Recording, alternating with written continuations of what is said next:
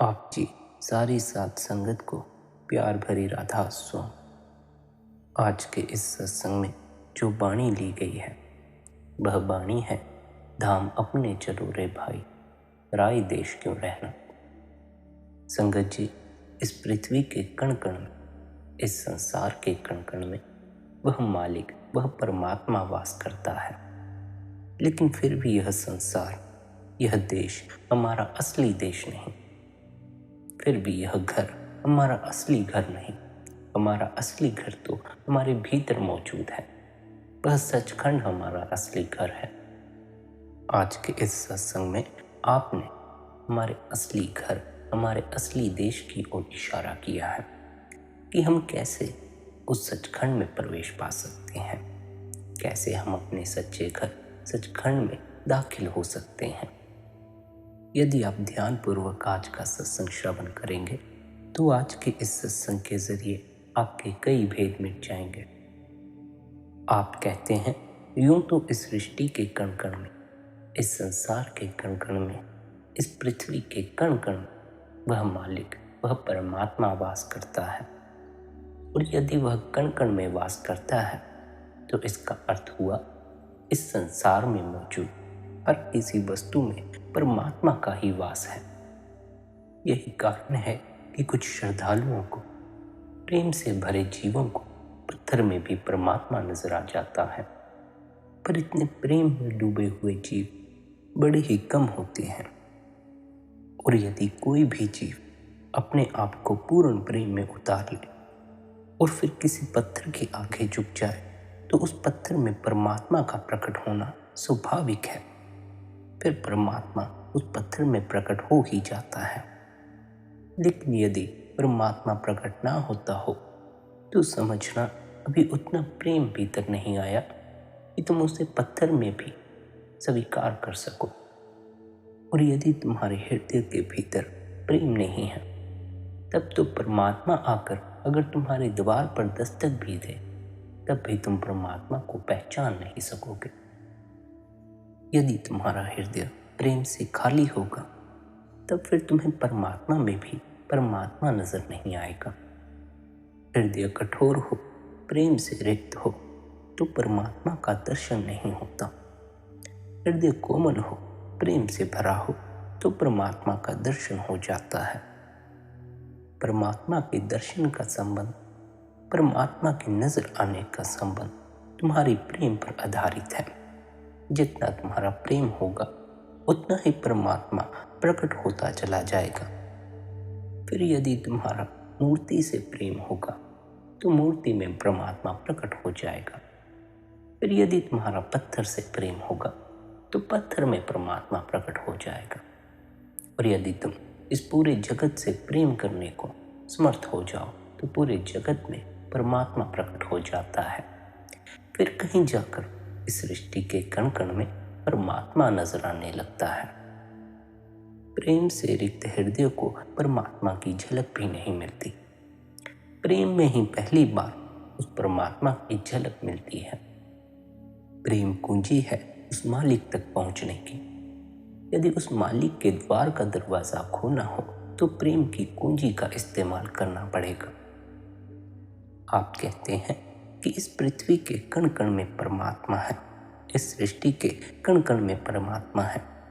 लेकिन फिर भी वह मालिक किसी किसी जीव को ही, किसी सौभाग्यशाली जीव को ही इस सृष्टि के कण कण में नजर आता है। वरना अधिकतर जीवों को तो वह मालिक मरते दम तक नजर नहीं आता। और ज्यादा संख्या उन्हीं जीवों की है जिन्हें वह मालिक मरते दम तक नजर नहीं आता। यदि परमात्मा नजर आता, यदि परमात्मा कण कण में नजर आता तो व्यक्ति ना तो इस सृष्टि को नुकसान पहुंचाता, ना ही इस सृष्टि में मौजूद किसी जीव को नुकसान पहुंचाता। आज जो प्रकृति का विनाश हुआ है वह मनुष्य की बदौलत ही संभव हो सका है। यदि मनुष्य ना हो तो प्रकृति का विनाश ना हो बल्कि प्रकृति का विकास होने लग जाए।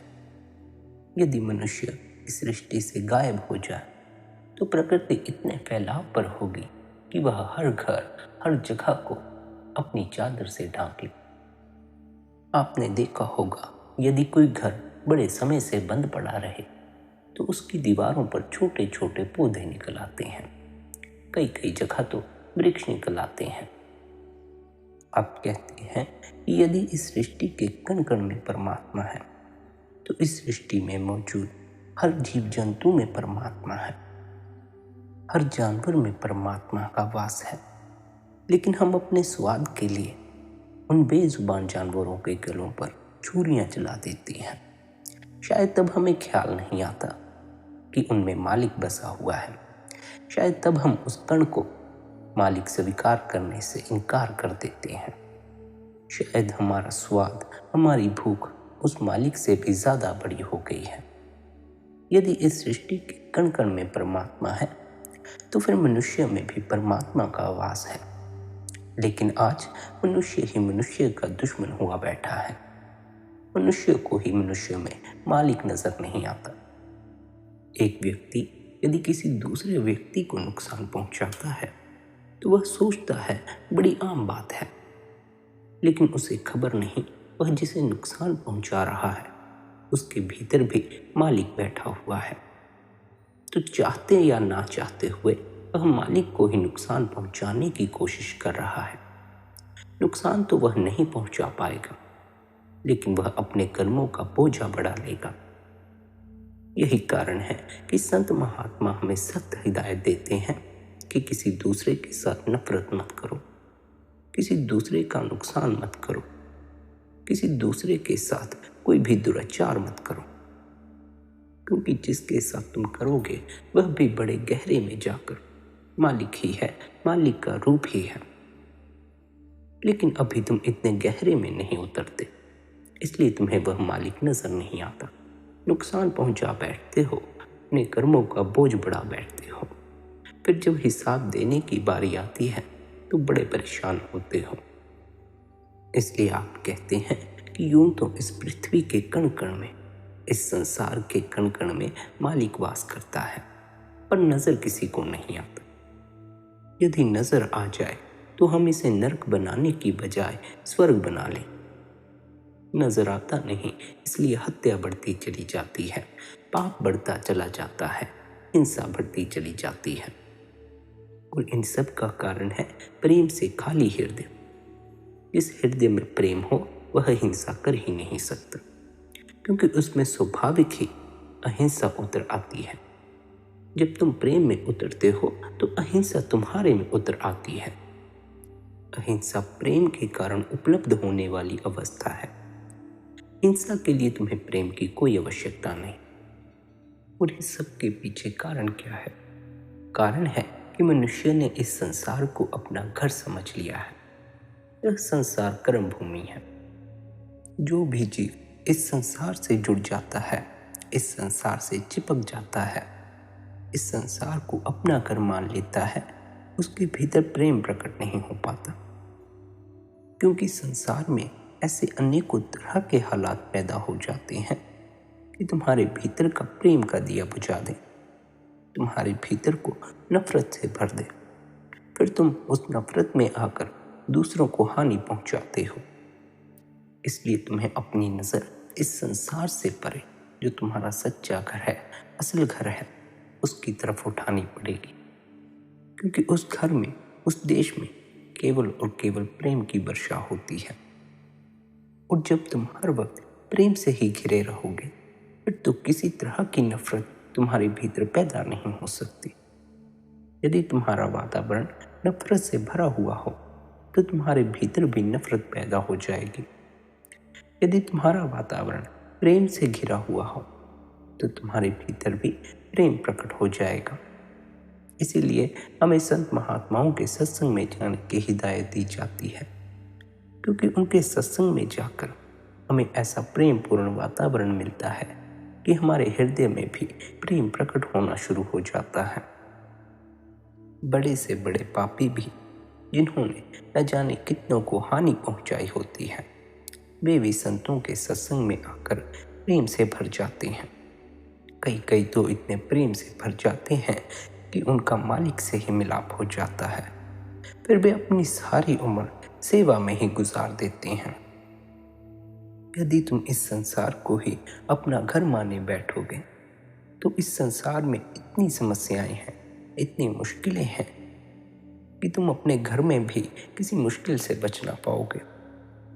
लेकिन यदि तुम अपने भीतर मौजूद उस सच्चे घर, उस सचखंड में प्रवेश कर जाओ तो वहाँ इतनी शांति, इतना आनंद है कि फिर तुम वहाँ से लौटकर कभी भी इस संसार में नहीं आना चाहोगे। संसार में लौट लौट कर आते हो क्योंकि अभी तुम्हें वह देश, वह घर नहीं मिला जहाँ तुम्हें शांति और आनंद प्राप्त हो सके। अभी तुम्हें संसार के भोग विलासों में ही आनंद की एक झलक मिलती है, लेकिन वह झलक बड़ी ही थोड़ी देर के लिए होती है, कुछ क्षणों की होती है, फिर वह भी दुख में बदलने लग जाती है। क्योंकि यह संसार ही नश्वर है, इसके पदार्थ भी नश्वर हैं, ज़्यादा समय के लिए नहीं टिकते। तुम खुद भी यहाँ ज़्यादा समय के लिए नहीं रह पाओगे। यदि तुम्हें हमेशा के लिए शांति चाहिए, हमेशा के लिए आनंद चाहिए, तो अपने भीतर मौजूद उस घर की खोज करो, क्योंकि वह घर मिटता नहीं है। उसके सुख, उसका आनंद कभी मिटता नहीं है, वह सदाबहार है। वहाँ प्रवेश पालो, हमेशा के लिए सुखी हो जाओ। संसार में भटकते रहो, कोई ना कोई दुख कभी न कभी आकर सामने खड़ा हो जाएगा। इसलिए आप कहते हैं पृथ्वी मनुष्य का घर नहीं है, परदेश है। लाख मानों की घर है, फिर भी एक सराय की तरह है, घर नहीं हो सकती। सराय वह जहाँ सांझ टिके और सुबह उठ जाना पड़े, और घर वहाँ जहाँ शाश्वतता हो। यह संसार तो क्षण भंगुर है। यहाँ घर सिर्फ पागल ही बना सकते हैं। जो होशियार हैं वह इसे सराय समझकर ठहरते हैं और गुजर जाते हैं। जो हमारा असल देश है वह तो बड़ी दूर है। कभी कभी कोई उस देश की खबर लेकर आता है और वही सद्गुरु कहलाया जाता है। कभी कभी किसी को उस देश की सुधि आ जाती है। जिसको उस देश की सुधि आ जाती है उसकी बातें हमारे लिए बेबूझ होने लगती हैं, क्योंकि जब वह हमसे कहता है कि यह देश तुम्हारा देश नहीं, तो हमें समझ ही नहीं आता कि यदि यह देश हमारा देश नहीं तो फिर कौन सा देश हमारा देश है। हमारी समझ में ही केवल यह देश बसा हुआ है। हमें उस देश की कोई खबर नहीं, ना उस देश की कोई झलक हमारे पास है, ना ही उस देश का कोई अनुभव है कि हम कह सकें कि हाँ, कोई ऐसा देश है जहाँ मालिक मिलता है, जो हमारा असली देश है। इसलिए आप कहते हैं कि तब तक हमें उस देश की समझ भी नहीं आ सकती जब तक समझने की श्रद्धा ना हो, प्यास ना हो, तड़प ना हो, भीतर एक अभिप्सा ना हो। तब तक हम चूकते ही चले जाते हैं। आप समझाते हुए कहते हैं हम जहाँ हैं वहाँ हम आ गए हैं। वह हमारा घर नहीं है, वह हमारा देश नहीं है, और हमें जल्दी ही अपना घर खोज लेना है, क्योंकि एक सराय से दूसरी सराय, एक होटल से दूसरी होटल हम कब तक भटकते रहेंगे। एक जामे से दूसरे जामे तक हम कब तक भटकते रहेंगे। जब तक हमने उस मालिक के दरबार में प्रवेश नहीं पा लिया, अपने सच्चे घर में प्रवेश नहीं पा लिया, तब तक हमें इस संसार में नए नए जामे लेकर भटकते रहना पड़ेगा। यदि मुक्ति हासिल करनी है तो ज़रूरी है कि हम अपने सच्चे घर में प्रवेश कर जाएं। और यदि उस मार्ग की ज़रा सी झलक भी तुम्हारी समझ में आ जाए तो घर दूर नहीं है। आप कहते हैं शायद हम पीठ किए खड़े हैं और घर पीछे है, और हम आगे ही आगे दौड़े चले जाते हैं। हम घर से दूर ही दूर निकले जाते हैं, घर ही की खोज करते हैं और घर से ही दूर निकलते जाते हैं, क्योंकि पीछे लौट कर नहीं देखते। घर शायद भीतर है और हमारी यात्रा बाहर की तरफ है। शुरू शुरू में यह बात समझ नहीं आती। बात ही ऐसी है, इसमें तुम्हारा कोई कसूर नहीं है। इसलिए संत महात्मा कहते आए हैं कि अध्यात्म बुद्धि का विषय नहीं है। यदि बुद्धि से सोचने लगोगे, विचार करने लगोगे, तो कभी भी उस घर तक नहीं पहुंच पाओगे। उस घर तक पहुंचने का, अपने भीतर पहुंचने का केवल एक ही रास्ता है, वह है ध्यान का रास्ता। बाकी सभी साधन तुम्हें शरीर से बाहर की तरफ ले जाते हैं, लेकिन ध्यान तुम्हें तुम्हारे शरीर के भीतर उतारता है। ध्यान ही तुम्हें प्रवेश दिलाता है तुम्हारे सच्चे घर सचखंड में। और जब तुम ध्यान में उतरने लगोगे, तब तुम्हें संतों की बात भी समझ आने लगेगी। तब तुम्हें अनुभव होने लग जाएगा कि किस घर की बात संत सद्गुरु किया करते हैं। अभी तो संत सद्गुरु लाख बोलते रहे कि सचखंड तुम्हारा सच्चा घर है, तुम्हारे भीतर मौजूद है, लेकिन तुम्हें उसका कोई पता नहीं चलेगा कि किस घर की बात की जा रही है और वह सचखंड असल में कौन सा घर है और हमारे भीतर कहाँ मौजूद है। इसका अनुभव तुम्हें केवल ध्यान के बाद ही होना शुरू होगा। ध्यान विधि है उस घर तक पहुंचने की। लेकिन जब संत महात्मा हमें ध्यान करने का उपदेश देते हैं, तब हमारे भीतर यह सवाल पैदा होता है कि ध्यान कैसे करें। आप कहते हैं कि यह पूछने की कोई आवश्यकता नहीं कि ध्यान कैसे करें, बस पूछें कि कैसे स्वयं को खाली रखें। ध्यान सहज घटता है, बस पूछो कि कैसे खाली रहना है, बस इतना ही। तुम अभी भीतर से वासनाओं से भरे हो, विचारों से भरे हो, अनेक चीज़ों से भीतर अपने आप को भर लिया है। इसलिए तुम्हें अपने आप को खाली करना होगा। यही ध्यान की कुल तरकीब है, कैसे अपने भीतर को खाली करें। तब आप कुछ भी नहीं करेंगे और ध्यान का फूल खिल जाएगा। जब तुम कुछ भी नहीं करते, तब ऊर्जा केंद्र की तरफ बढ़ती है। यह केंद्र की ओर एकत्रित हो जाती है। जब तुम कुछ करते हो तो ऊर्जा बाहर निकलती है। करना बाहर की ओर जाने का मार्ग है, ना करना भीतर की ओर जाने का मार्ग है। यदि तुम्हारा पूजा पाठ तुम्हें बाहर की तरफ ले जाता हो, तो वह भी एक कार्य हो जाता है।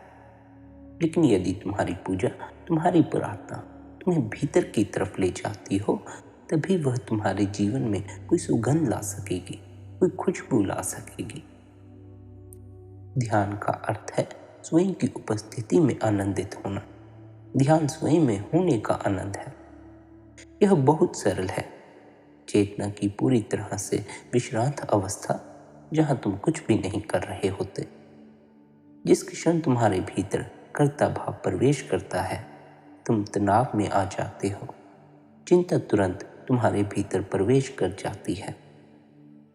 ध्यान का अर्थ है कुछ भी ना करना। और यदि तुम ध्यान भी करने लग गए, तो तुम्हारे भीतर चिंता प्रविष्ट कर जाएगी। फिर चिंता होने लगेगी कि ध्यान कैसे करें, क्या करें कि ध्यान घटे, ध्यान में सफल कैसे हों। फिर तुम भविष्य में चले जाते हो। इसलिए ध्यान कोई क्रिया नहीं है, ध्यान मात्र होना है, बिना कुछ किए होना। कोई कार्य नहीं, कोई विचार नहीं, कोई भाव नहीं, तुम बस हो। यही भर ध्यान है और यह एक कोरा आनंद है। अब यह भी सवाल पैदा होता है कि जब तुम कुछ नहीं करते, तो फिर यह आनंद कहाँ से आता है। आप कहते हैं यह कहीं से नहीं आता, या फिर हर जगह से आता है। यह अकारण है, क्योंकि अस्तित्व आनंद नाम की वस्तु से बना है। इसे किसी कारण की आवश्यकता नहीं है। यदि तुम अप्रसन्न हो, तो तुम्हारे पास अप्रसन्नता का कारण होगा। लेकिन यदि तुम प्रसन्न हो, तो तुम बस प्रसन्न हो। इसके पीछे कोई कारण नहीं है। तुम्हारा मन कारण खोजने की कोशिश करता है, क्योंकि यह अकारण पर विश्वास नहीं कर सकता, क्योंकि यह अकारण को नियंत्रित नहीं कर सकता।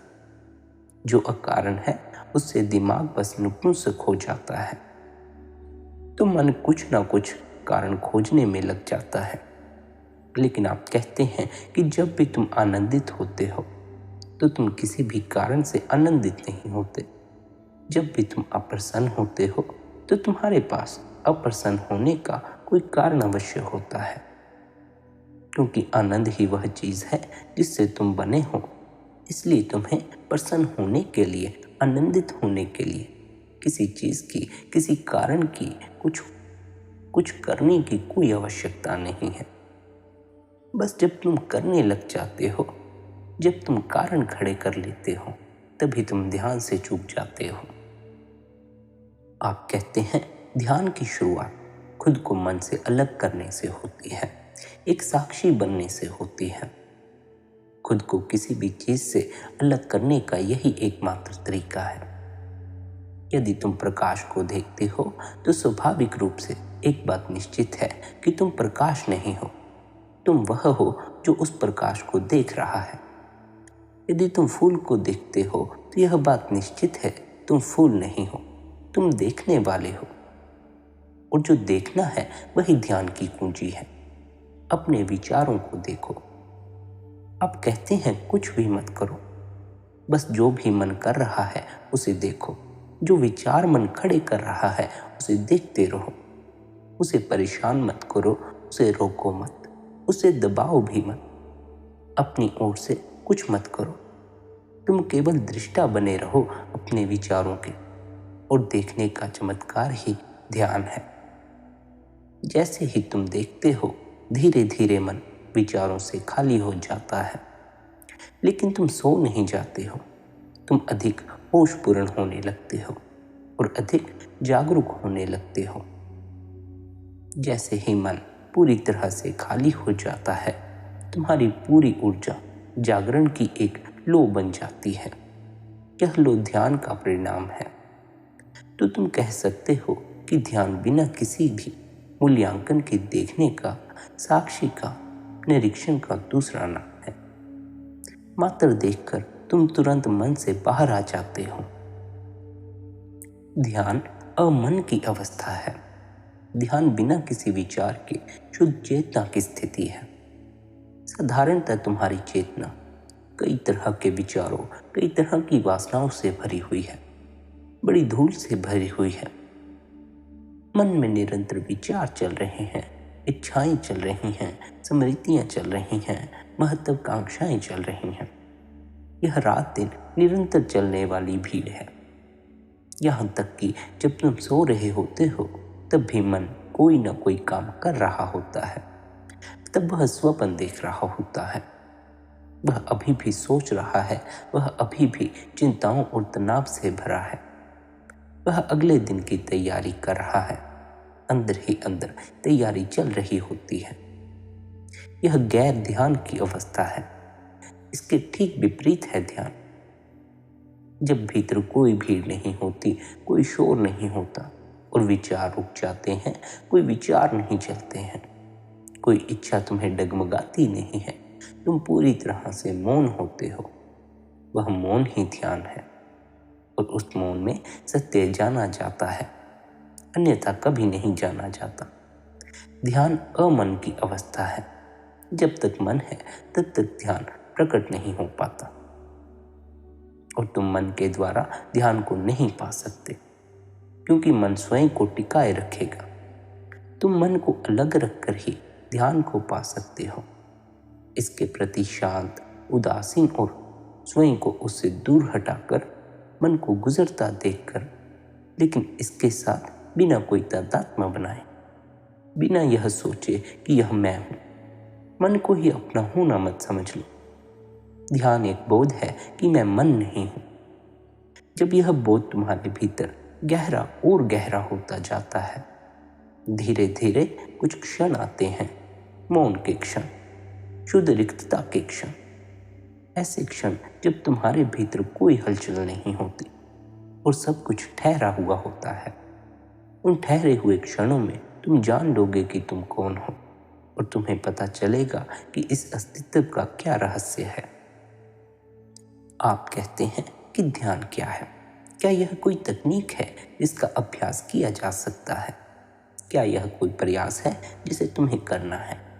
क्या यह ऐसा कुछ है जिसे मन हासिल कर सकता है? नहीं, ऐसा नहीं है। जो कुछ भी मन कर सकता है वह ध्यान नहीं हो सकता। यह कुछ ऐसा है जो मन के पार है। यहाँ मन बिल्कुल असहाय है। मन ध्यान में प्रवेश नहीं कर सकता। जहाँ मन समाप्त होता है वहाँ ध्यान आरंभ होता है। इसे स्मरण रखना होगा, क्योंकि हमारे जीवन में हम जो भी करते हैं हम मन के द्वारा करते हैं। जो भी हम प्राप्त करते हैं हम मन के द्वारा प्राप्त करते हैं। और फिर जब हम भीतर की ओर मुड़ते हैं, हम फिर से तकनीक या कोई क्रिया के अनुसार सोचना शुरू कर देते हैं, क्योंकि पूरे जीवन का अनुभव हमें दिखता है कि सब कुछ मन से किया जा सकता है। लेकिन ध्यान को छोड़कर सब कुछ मन के द्वारा किया जा सकता है। ध्यान को छोड़कर सब कुछ मन के द्वारा ही किया जाता है, क्योंकि ध्यान एक उपलब्धि नहीं है, ऐसा पहले से ही है। यह तुम्हारा स्वभाव है। इसे हासिल नहीं करना है, इसे समझना नहीं है, इसे स्मरण भर रखना है। यह तुम्हारे लिए प्रतीक्षार्थ है। बस तुम्हें भीतर की ओर लौटना है और यह उपलब्ध हो जाएगा। तुम हमेशा हमेशा से इसे साथ लिए हुए हो। बस केवल फर्क यही है कि तुम भीतर की तरफ नहीं लौटते, तुम बाहर ही बाहर भटकते रहते हो। बाहर से ही ध्यान की भीतर की बे खोजने लगते हो। ध्यान तुम्हारा आंतरिक स्वभाव है। वह तुम हो, वह तुम्हारी आत्मा है। इसका तुम्हारे कर्मों से कोई लेना देना नहीं है। इसे तुम हासिल नहीं कर सकते, इस पर कब्जा नहीं हो सकता। यह कोई वस्तु नहीं है। आप कहते हैं, जब चेतना अकेली रह जाए और चेतना के सामने कोई विषय ना हो, उस अवस्था का नाम ध्यान है। जो हम प्रयोग करते हैं वो ठीक अर्थों में ध्यान नहीं, धारणा है। ध्यान तो उपलब्ध होगा उसके द्वारा जो हम प्रयोग कर रहे हैं। जो भी हम ध्यान के लिए प्रयोग करते हैं, चाहे वह श्वास का प्रयोग हो, चाहे वह कोई और प्रयोग हो, वे ध्यान नहीं है, केवल धारणाएं हैं।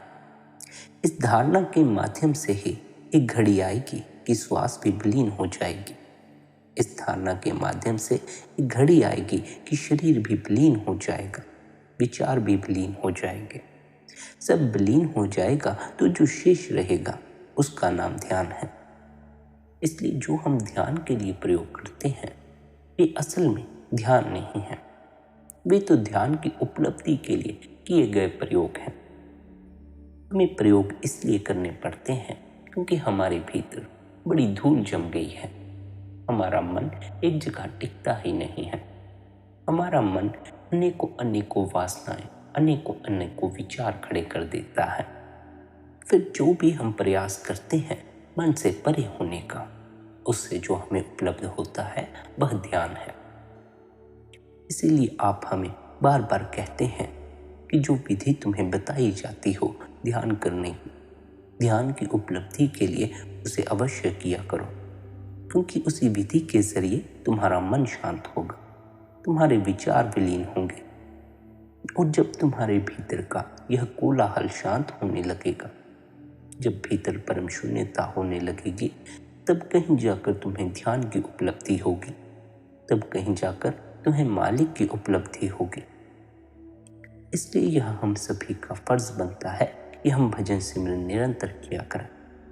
उसी के जरिए हमारा मन शांत होता है, उसी के जरिए हम शून्यता में प्रवेश पाते हैं, उसी के जरिए हम ध्यान को उपलब्ध होते हैं।